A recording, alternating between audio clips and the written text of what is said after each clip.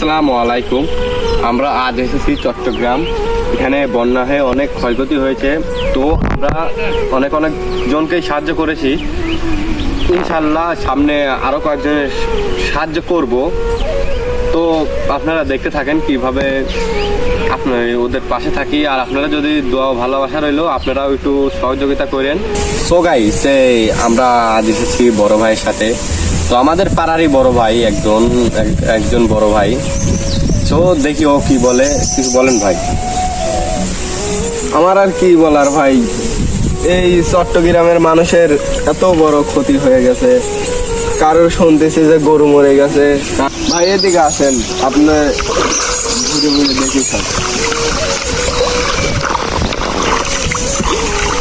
দেখবেন দেন থেকেও খাওয়ার চাল লাগবে নাকি? কারোর খাবার লাগবে না? চলেন, ওইখানে একজন আছে, দেখি কি বলে।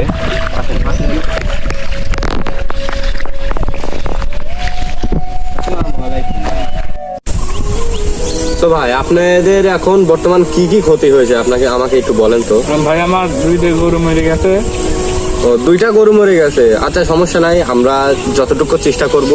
আর এই পানি সকালে আপনাদেরকে যাতে দু একটা গরু কিনে দিতে পারি। কোথায় কিন্তু